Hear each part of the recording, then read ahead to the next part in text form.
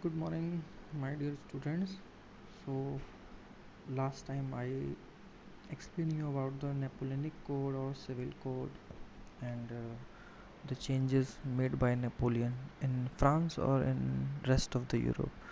So here is a one important thing that अगर आप मैं इसको दोबारा से रिवाइज कर रहा हूँ, जैसे आप ये लास्ट पैराग्राफ देख सकते हैं जिसमें कि ये साइड से नेपोलियन दिया हुआ है और इसको दिखाया है कि the courier of Rhineland loses all that he has on his way home from लीप्जिंग।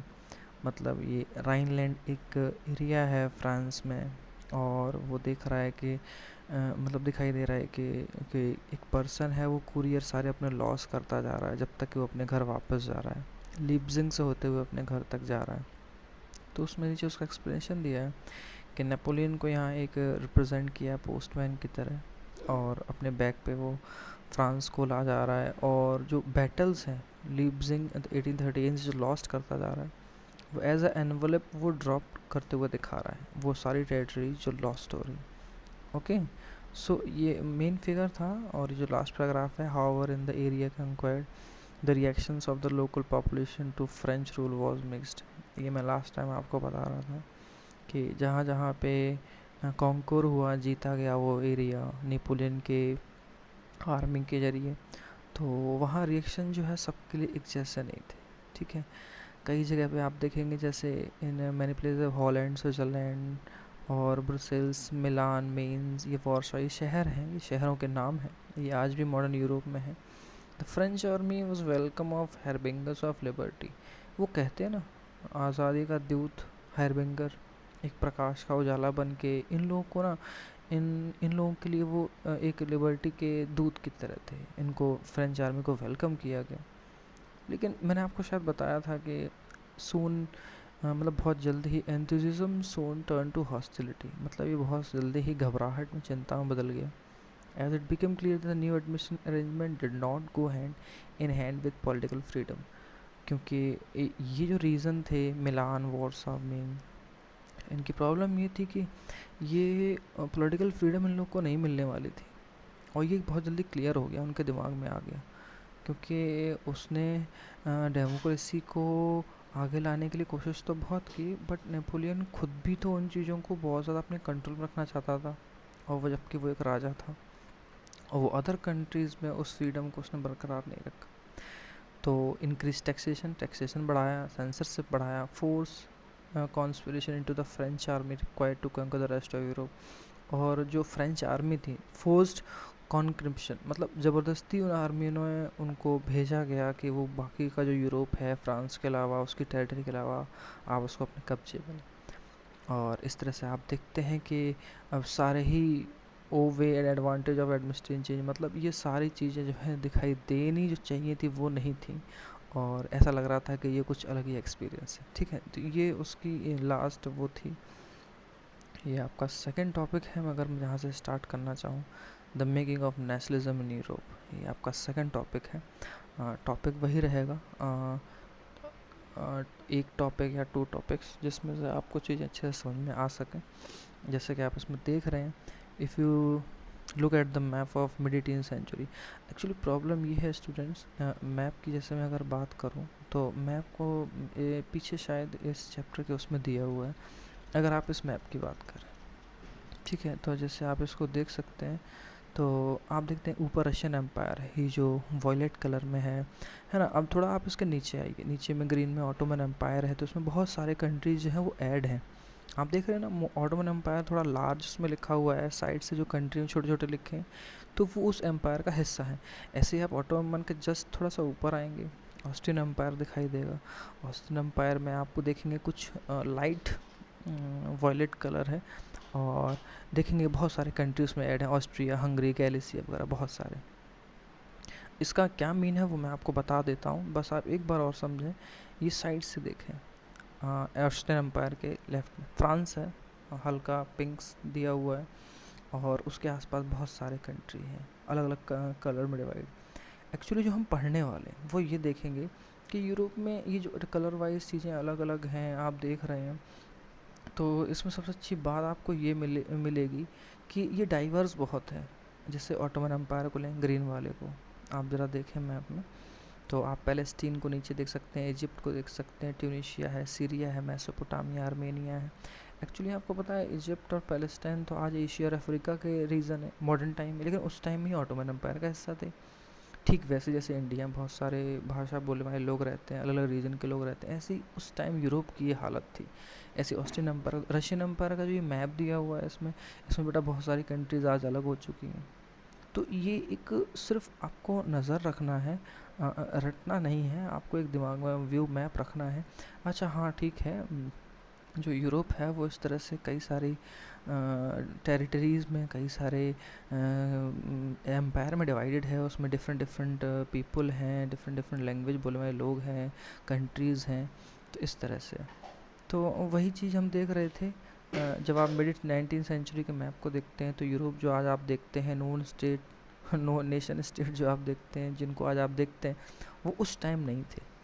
इसीलिए वो कह रहा है कि आप फाइंड करेंगे उन नेशन स्टेट्स को जिन्हें आप जानते हैं, वो थोड़ा सा मुश्किल होता है क्योंकि बाउंड्रीज जो हैं वो बिखर चुकी हैं। अब देखते हैं, what we know today at Germany, Italy, Switzerland were divided into kingdoms, duchies and cantons. ये डचीज़ और कैंटन्स जो है ना, ये ठीक वैसे ही है जैसे हमारे इंडिया में आप देखते थे अंग्रेज़ों के टाइम पे हम एक पूरा एक एम्पायर थे ब्रिटिश का, ब्रिटिश इंडिया कहलाता था। तो आप भी देखते हैं हम लोग राज्यों में बटे थे, प्रिंसली स्टेट्स थे, है ना, मतलब प्रिंसली स्टेट्स जहाँ राजा महाराजाओं का शासन था, और ब्रिटिश इंडिया का पार्ट था, यानी ब्रिटिश स्टेट हुआ करते थे। ऐसे ही वो कई सारे किंगडम्स में, डचीज़ में, कैंटन्स में डिवाइड थे। डचीज़ और कैंटन्स कुछ छोटे छोटे लेवल पे किंगडम का छोटा हिस्सा होता है, किंगडम बहुत बड़ा होता है, फिर डचीज़ होते हैं, कैंटन होते हैं। वो ruler had there autonomous territory, भाई सब राजाओं की अपनी अलग टेरिटरी थी, सीमाएं थी। जैसे हमारे यहाँ आपने कभी देखा है, जैसे राजस्थान में भरतपुर है, अजमेर है, जोधपुर है, जयपुर है, आमेर है, ये सब अपने इंडिपेंडेंट ऑटोनोमस टेरिटरीज थी। ठीक वैसे वहाँ थे। तो उसमें सिर्फ एक ये इस पूरे पैराग्राफ में एक माइंड मैप दिया है, आप जरा सिर्फ हल्के से समझेंगे, बहुत इजी है समझना। जिसमें कि अगर आप इसको पॉइंट पॉइंट समझेंगे तो आपको लगेगा कि हाँ पूरे मैप के जरिए मैंने समझा कि यूरोप की स्थिति क्या थी। देखिए, ईस्टर्न सेंट्रल यूरोप में ना ऑटोक्रेटिक मोनार्की थी। आपको ये रटना नहीं है, आपको ये पॉइंट वाइज सिर्फ समझना है। Eastern and central Europe were under autocratic monarchy win the territories of live diverse people. ऊपर भी देखा हमने, ऑटोमन एम्पायर में, रशियन एम्पायर में, है ना, ऑस्ट्रियन एम्पायर में अलग अलग पीपल हैं, अलग अलग टेरिटरीज़ के हैं, डाइवर्स हैं क्योंकि लैंग्वेज अलग है, खान पान अलग है, पहनावा अलग है। तो they did not themselves sharing collective identity और अ कॉमन कल्चर। वो कभी भी एक दूसरे को ऐसे नहीं देखते थे कि उनकी कोई एक ही आइडेंटिटी, एक ही कल्चर के लोग हैं, है ना। Often they even spoke different language and belong to different ethnic group. Simple सी बात है, कोई अर्मेनिया का होगा तो उसकी लैंग्वेज अलग होगी, है ना। ऑटोमन एम्पायर में कोई इजिप्ट में है तो बेटा वहाँ की लैंग्वेज फ़ारसी अरबी अलग होगी, है ना। ऑटोमन एम्पायर में टर्की है तो वहाँ की लैंग्वेज टर्किश अलग है। ऐसे फ्रेंच की बात करें तो फ्रांस में फ्रेंच बहुत पॉपुलर थी, बट फ्रेंच जो अब नेपोलियन पूरी टेरिटरी को कैप्चर कर रहा था, वहाँ भी तो डिफरेंट डिफरेंट लैंग्वेज थी। तो ये इस तरह से उनके डिफरेंट डिफरेंट लैंग्वेज थी। एथनिक मतलब उनकी पहचान पहचान अलग अलग है, कोई सर्ब है, कोई स्लोवाक है, कोई जर्मन है, कोई फ्रेंच है ना। वो पावर शेयरिंग वाले चैप्टर में पढ़ा हमने, फ्लैमिश रीजन अलग है, गेल्विन रीजन अलग है। ऐसे एक नया एग्जांपल देखिए, the Habsburg empire that ruled over Austria Hungary. अब हैब्सबर्ग जो एम्पायर है उसने रूल किया ऑस्ट्रिया हंगरी। आज की डेट में ऑस्ट्रिया हंगरी इंडिपेंडेंट कंट्री है, बट ये जो रूल किया जिस एम्पायर ने उन सारी कंट्रीज़ को मिलाकर, वो हैब्सबर्ग था, ठीक है ना। वो लोग रहे थे, वो डायनेस्टी रही होगी। Was a patchwork of many different regions and people. भाई उसमें भी डिफरेंट डिफरेंट लोग थे, उसमें भी डिफरेंट डिफरेंट रीजन थे, सिंपल सी बात है। तो मैं वही कह रहा था कि ईस्टर्न और सेंट्रल यूरोप में आपने देखा मोनार्कीज टेरिटरी थी, हैब्सबर्ग एम्पायर में ऑस्ट्रिया हंगरी के लोग थे, वहाँ पे भी अलग अलग रीजन्स और डिफरेंट लैंग्वेज बोलने वाले लोग थे। जिसमें आप देखो दिया है क्या क्या इंक्लूड था, एल्पाइन। बेटा एल्पाइन क्या है, एक पूरा रीजन है। जैसे कई बार आप देखते हैं राजस्थान में मारवाड़ बोलते हैं, है ना, उधर और भी हैं, मुझे याद नहीं आ रहा है। साउथ राजस्थान में जैसे टेरिटरी इलाका है तो उसको कुछ अलग नाम देते हैं, ऐसे हमारे यूपी में है उसको अलग देते हैं। ऐसे वहाँ पे एल्पाइन रीजन, उसमें टेरोल, ऑस्ट्रिया, सडेंटल लैंड, ये तीन इलाके आते हैं। As well as Bohemia, Bohemia भी था वहाँ पे जहाँ पे एरिस्टोक्रेसी थी। जर्मन स्पीकिंग लिखा है ना, वॉज प्रीडोमिनेंटली जर्मन स्पीकिंग। अब प्रॉब्लम वाली बात ये है कि जर्मनी में जर्मन आप देखते हैं कि बोली जाती है, बट यहाँ भी देख रहे हैं आप कि बोहेमिया, ऑस्ट्रिया, सडेंटल एंड टायरोल वाले इलाकों में भी जर्मन स्पीकिंग रहते हैं। तो पहले कुछ और, हैब्सबर्ग में कुछ और, अब एल्पाइन में कुछ और। ये यहाँ पे सिर्फ ये दिखाया जा रहा है कि यूरोप की जो एक व्यू है वो कैसी थी 18th सेंचुरी के बाद। It also include the Italian speaking province of Lombardy and Venetia. ये जो आप लोम्बार्डी देख रहे हैं ना, ये आज इटली का पार्ट है। वेनेटिया देख रहे हैं, ये भी इटली का पार्ट है। बट ये उस टाइम, जिस टाइम की हम ये पढ़ रहे हैं, ये एक नहीं था बेटा, यूनिफिकेशन नहीं था। ये आप नेक्स्ट आगे टॉपिक्स में आके पढ़ेंगे कि जर्मनी का और इटली का यूनिफिकेशन कैसे हुआ। वहाँ इटली स्पीकिंग लोग रहते हैं, कहाँ पे, अल्पाइन वाले, बोहेमिया वाले इलाकों में। ओके, फिर आप देखते हैं हंगरी में हाफ पॉपुलेशन वो मैग्यार बोलती है, while the other have half spoke a variety of dialect. Dialect क्या होता है बेटा? डायलेक्ट होता है लोकल लैंग्वेज जो होती है, ठीक है। जैसे अपने यहाँ लोग हिंदी बोलते हैं, फिर अपनी लोकल लैंग्वेज में ब्रज भी बोलते हैं, मारवाड़ी बोलते हैं, बुंदेलीखंडी बोलते हैं, ऐसे यूरोप में था। फिर in Galicia the aristocracy spoke Polish. Galicia में जो एरिस्टोक्रेटिक लोग हैं, जो वहाँ पे पावर में हैं, रेन चला रहे हैं, है ना, उनकी लैंग्वेज पॉलिश है। मतलब पोलैंड में जो लैंग्वेज बोली जाती है, कितना डाइवर्स है ना पूरा। बिसाइड दीज 3 डोमिनेंट ग्रुप, अब ये 3 ग्रुप डोमिनेंट हो गए बेटा। गैलिसिया में पोलिश, लोम्बार्डी वेनेटिया में इटली स्पीकिंग और इटालियन, और जर्मन स्पीकिंग जो बोहेमिया और एल्पाइन रीजन में था। ओके, फिर आप देखते हैं beside these 3 dominant groups, there also lived within the boundary of the empire a mass of subject peasants people, Bohemian and Slovak to the north, Slovenes and Carniola, Croats to the south, Romans to the east in Transylvania. Different. अब देखिए, जैसे इसमें नाम दिए हैं, मैं आपको एक बार पूरा अगर रिवाइज करवाऊँ। स्लोवाकिया बेटा कंट्री है आज, स्लोवेनिया कंट्री है, क्रोएट टू द साउथ क्रोएशिया भी कंट्री है, एंड रोमन्स रोमानिया आज कंट्री है। मतलब ये सारे एथनिक ग्रुप्स हैं, क्रोएश अलग, स्लोवैक्स अलग, रोमेंस अलग, स्लोवेन्स अलग, है ना, और आज ही वो कंट्री भी है। इस तरह से आपने देखा कि यूरोप में कितना डाइवर्स है, और सब हैं पॉलिटिकल एम्पायर के अंडर में। Okay, such a difference did not easily promote a sense of political unity. कहने का मतलब ये है कि अगर इस तरह की चीज़ें होंगी तो आप देखेंगे कि इतने डिफरेंस होने के बाद आप कभी भी बहुत इजीली पॉलिटिकल यूनिटी को प्रमोट नहीं कर सकते। मतलब आप कहें कि फ्रेंच, इटालियन, क्रोएट, स्लोवैक सब आइए मिल के रहें एक पावर के नीचे, पॉसिबल ही नहीं है। हर कोई अपनी एथनिक ग्रुप को, अपनी लैंग्वेज को सपोर्ट करना चाहता है। एक क्वेश्चन है, ये बड़ा इम्पोर्टेंट है, उसका आंसर भी बड़ा अच्छा लिखा जा सकता है। जैसे है, how did nationalism an idea of nation state emerge. अब कैसे नेशनलिज्म आया और जो आइडिया था नेशन स्टेट का वो कैसे उभर के आया। इमर्ज मतलब उभर के आया, वो हम शायद यहाँ से अब पढ़ेंगे। ये आपका दूसरा बहुत अच्छा टॉपिक है बेटा।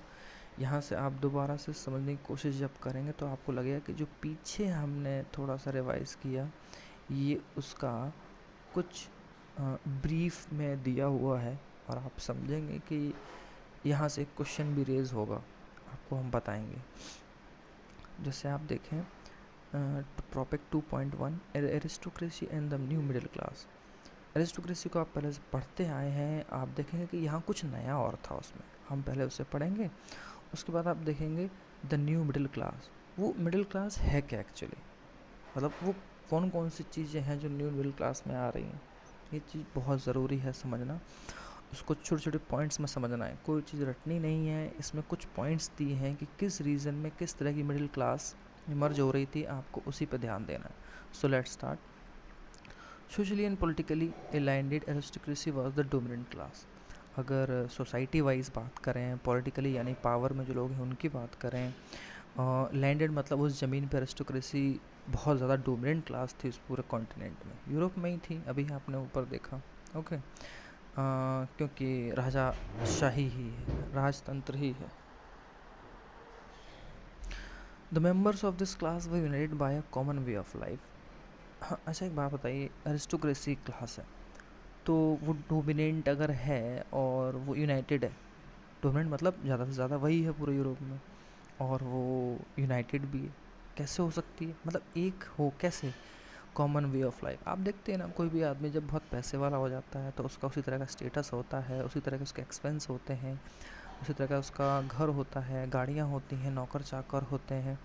वो सारे लोग एक ही तरह की लाइफ वे ऑफ कल्चर को जीते हैं। Cut across regional divisions, division चाहे जैसे भी हो, कोई यूरोप में रहता है, कोई अमेरिका में रहता है, कोई इंडिया में रहता है, लेकिन अगर वो एरिस्टोक्रेटिक क्लास की अगर बात करें, बिजनेस क्लास की बात करें, सबका way of living, way of standard कुछ कॉमन सा होता है, ये उसकी बात हो रही है।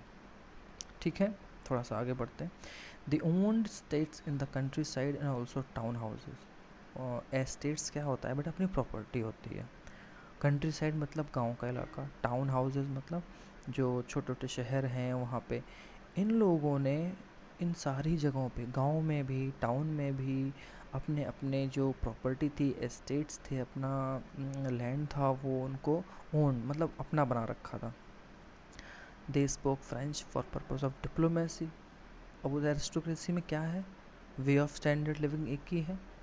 उन सबके एस्टेट्स गांव में, शहरों में, हर जगह हैं, एक तरह से उनके कब्जे में है। लैंग्वेज कैसे बोलते हैं? ठीक है ना, ये मेन लाइंस जो हैं ये आपके आंसर राइटिंग में हेल्प करती हैं। कोई चीज़ आपको रटनी नहीं होती है कि एरिस्टोक्रेसी किस तरह की है, कि वो एक ही तरह के कॉमन वे ऑफ लाइफ में यूनाइटेड है, उनके एस्टेट्स हैं, प्रॉपर्टीज़ हैं गांव शहरों में।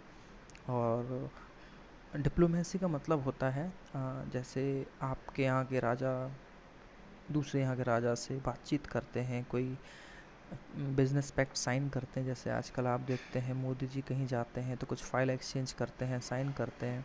वो डिप्लोमेसी वाली जो लैंग्वेज है, और हाई सोसाइटी में जो लोग हैं वहाँ सिर्फ फ्रेंच बोली जाती है। ये आपके लिए बहुत इंपॉर्टेंट पॉइंट है। There families were offer connected by ties of marriage. जब बताया गया है कि वो लोग आपस में कैसे जुड़े होते थे, उनके परिवार। भाई एरिस्टोक्रेट फैमिली एरिस्टोक्रेट में ही तो शादी करना चाहता है ना, ये तो आज का भी सच है।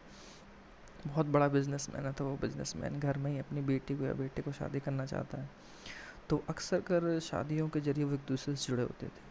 This powerful aristocracy was however numerically a small group. ये जो लाइन है ना, न्यूमेरिकली अ स्मॉल ग्रुप, बड़ी इंपॉर्टेंट है। कैसे? इतना सारा कॉन्टिनेंट में पॉलिटिकली सोशली ये लोग डोमिनेंट हैं, मतलब ज़्यादातर लोग एरिस्टोक्रेट हैं, ठीक है, राजा हैं, बट नंबर्स में बहुत कम है। मतलब कभी चीज़ सोच के देखिए। ठीक वैसे ही जैसे आज है, आज कोई भी पॉलिटिकल पार्टी हो, लोगों से ज़्यादा तो उनके यहाँ संख्या नहीं होती ना, उनके लीडर्स की, उनके लोगों की, है ना, जो मेंबर्स होते हैं एक्टिव उनकी। सोचने वाली बात है, कुछ स्मॉल ग्रुप में होते हैं, लेकिन एरिस्टोक्रेट हैं, पावर है, पैसा भी बहुत है, बड़े बड़े पद हैं, वो अपना एक पावरफुल स्टेटस बना रखा है, तो पूरे यूरोप पे वो लोग राज कर रहे हैं। The majority of the population was made of the peasantry. अब यहाँ से स्टार्ट होता है, ऊपर एरिस्टोक्रेसी समझ लिया, ये जो मेजोरिटी वाला पार्ट यहाँ से स्टार्ट हो रहा है, ये वाला पैराग्राफ यहाँ से आप देखेंगे न्यू मिडिल क्लास में कौन कौन से लोग हैं। ठीक है, ज़रा देखें तो ध्यान से। The majority of the population was made of the peasantry, किसान लोग हैं उसमें, मेजोरिटी। भाई न्यूमेरम में कम थे ना एरिस्टोक्रेट्स, अभी ऊपर देखा, लेकिन पॉपुलेशन में सबसे ज़्यादा किसान है। अब इसमें दिया है वेस्ट, पूरे यूरोप को लेके बेटा यहाँ पे वेस्ट ईस्ट साउथ यूज़ होगा। मैं आपको क्लियर कर दूँ ये चीज़। अभी जो ऊपर मैप दिखाया ना, उसको हम जब क्लास में दोबारा से आएंगे तो एक बार मैं आपको दोबारा से समझेंगे भी, लेकिन रीजन और कंट्री के नाम से आप उसको समझ भी सकते हैं, लिख सकते हैं। To the west the bulk of the land was found by tenant and small owners.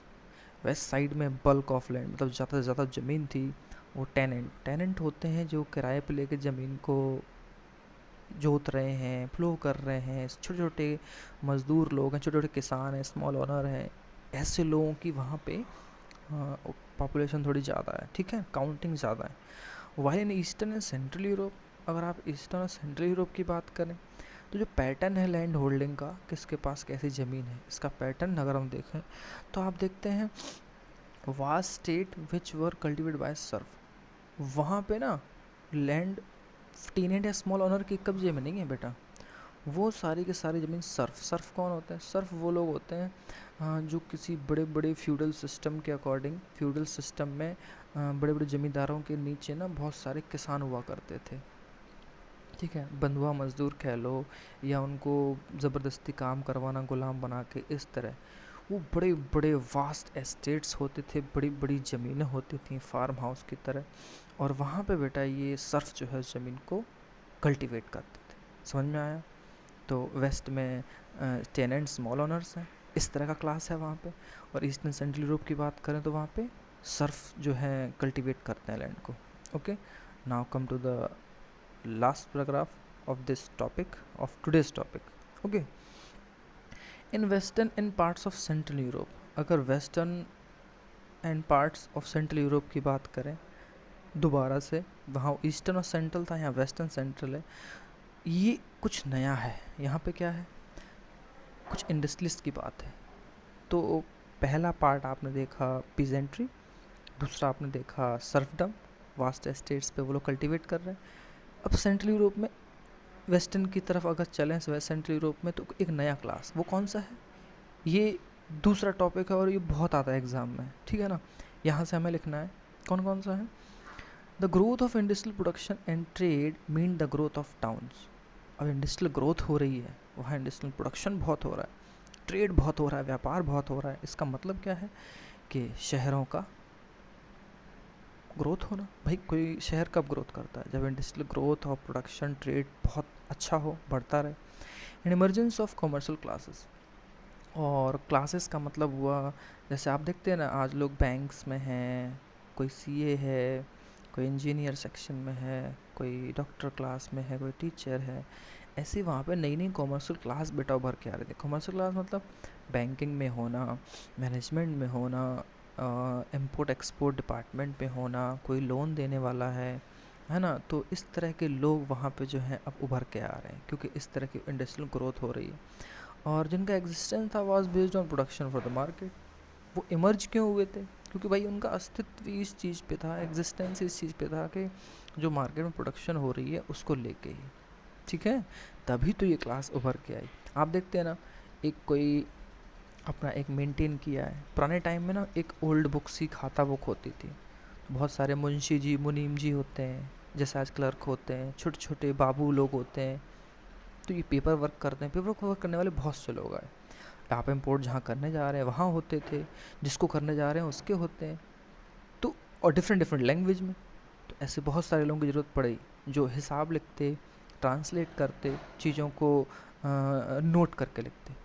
तो इस तरह का एक कॉमर्शियल क्लास डेवलप हो गया। बैंकिंग सिस्टम बहुत धीरे धीरे डेवलप होने लगा। Industrial began in England in the second half of the 18th century. आप सबको बेटा पता होना चाहिए, ये बहुत इंपॉर्टेंट लाइन है, as the fill in the blanks कई बार यूज़ होती है। Industrials begin in dash in the second half of the 18th century. तो आपको आंसर लिखना होगा उसमें इंग्लैंड। पूरी वर्ल्ड में सबसे पहले इंडस्ट्रियलाइजेशन इंग्लैंड में ही स्टार्ट हुआ था बेटा, 17th सेंचुरी के हाफ में, ओ सॉरी 18th सेंचुरी के सेकेंड हाफ में। सेकेंड हाफ मतलब जैसे 18th सेंचुरी कौन सी हुई, 1700 से 1799। तो हाफ का मतलब क्या हुआ, 1750 के कुछ बाद से बहुत रैपिडली वहाँ पे बिगन हो गया। पूरे वर्ल्ड में सबसे पहले वहीं बिगन हुआ। But in France and part of German state is occurred only during the 19th century. लेकिन जब आप बात करेंगे फ्रांस की और जर्मनी की, तो आप देखेंगे कि ये चीज़ वहाँ पे 19th सेंचुरी के लगभग हुई जाके, टाइम गैप था। इसीलिए इंग्लैंड ने बेटा 18th सेंचुरी से 19th सेंचुरी के बीच आते आते बीच के उन 50 सालों में या उससे कुछ ज़्यादा के टाइम में पूरे यूरोप में, पूरी दुनिया में अपना एक इंडस्ट्रियल वास्ट एम्पायर खड़ा किया। In its wake new social groups came into being. अब आप देखते हैं, अब इस वेक में, इस जागृति में कितने सारे सोशल ग्रुप इमर्ज हो रहे हैं। जो टॉपिक था ना हमारा 2.1 का, द न्यू मिडिल क्लास, उसमें ये है। कौन कौन से जरा देखें तो, वर्किंग क्लास पॉपुलेशन जो कामकाजी है, हर तरह के काम में, मजदूर से लेके क्लर्क और उससे भी ऊपर बैंकिंग के लोग, शिप चलाने वाले लोग। And middle class made up of industrialist. और उस मिडिल क्लास में कौन कौन लोग थे जिसकी हम बात कर रहे थे, इंडस्ट्रियलिस्ट थे, बड़े बड़े उद्योगपति थे, बिजनेसमैन थे, छोटा छोटा व्यापारी है वो भी था, प्रोफेशनल्स थे, डॉक्टर, इंजीनियर, वकील, लॉयर, लेखक, इस तरह के सारे लोग, पत्रकार वगैरह, राइटर, है ना, ये सारे लोग थे। In Central and Eastern Europe, these group was similar in number, sorry, smaller in number. Eastern और सेंट्रल यूरोप की अगर बात करेंगे तो ये ग्रुप्स जो थे नंबर में तो स्मॉल थे, मतलब कम थे लेट 19th सेंचुरी तक, लेकिन धीरे धीरे ये ग्रुप जो है बढ़ने लगा. It was among the educated liberal middle classes. उनमें सबसे ज़्यादा वो पढ़े लिखे लोग थे, ये सारे के सारे जिनकी हमने बात की, industrialist, businessman, professional. Liberal middle class थे, मतलब चेंज बहुत जल्दी चाहते थे ये सोसाइटी में, तभी तो बदल रहा था वहाँ सब कुछ बहुत तेज़ी से. गरीबी हटी, थ्री एस्टेट्स था वो भी हट गया, फ्रांस से स्टार्ट हुआ. तो आप लोग पढ़ लिख रहे हैं तो अपनी एक सोच बना रहे हैं. Okay, that idea of national unity following the evolution of aristocratic privileges gain popularity. अब जब ये सारे एजुकेटेड लोग, लिबरल मिडिल क्लास लोग, यही लोग वो हैं जो आइडिया ला रहे हैं नेशनल यूनिटी का, ध्यान रखना आप लोग. और इन्हीं लोगों की हेल्प से ही आपने देखा कि यही सारे लोग, रूसो, वोल्टेयर, जैकोब, कौन कौन थे फ्रांस में, याद है ना थोड़ा लास्ट टाइम का, यही तो मिडिल क्लास लोग थे, ऑथर ही तो थे. तो उसमें लिखा था ना प्रोफेशनल, तो ये ऑथर ही होते हैं बेटा. इन लोगों ने नेशनल यूनिटी के आइडियाज़ को बेटा क्रिएट किया, और एरिस्टोक्रेसी को इन्होंने एबोलिश किया. और जो प्रिविलेजेस थे, किस तरह के प्रिविलेजेस, मतलब आप समझ रहे हैं ना भाई, एरिस्टोक्रेटिक बेस्ड, मतलब आप जन्म से राजशाही में हैं तो आप भी राजा बनेंगे, आपके पास पैसा होगा, एस्टेट्स होंगे, प्रॉपर्टी होंगी. ये सारी चीज़ों को बेटा एबोलिश कर दिया गया, इस तरह के प्रिविलेजेस को, एरिस्टोक्रेटिक प्रिविलेजेस को. तो ये जब एबोलिश हो गया तो इस चीज़ ने पॉपुलैरिटी गेन पॉपुलैरिटी, यानी कि वहाँ पर डेमोक्रेटिक एक जो एनवायरनमेंट था, जो डेमोक्रेटिक एक स्ट्रक्चर था, वो डेवलप होने लगा. और आपने देखा इस तरह से कि वहाँ एक न्यू मिडिल क्लास इमर्ज होने लगी. यही न्यू मिडिल क्लास आगे चल के आपको दिखाएगा अपनी ताकत, और दिखाएगा कि वो नेशन स्टेट के लिए कैसे स्ट्रगल करते हैं.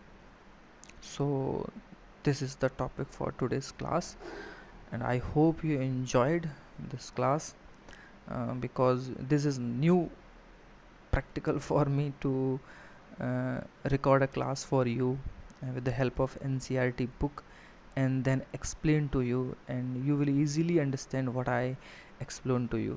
I also describe some words and some other lines, so please take care of these words. You have to write in your notebook, and then if you don't understand, then message me, call me, I will be there for you. Okay class, thank you, take care, bye bye.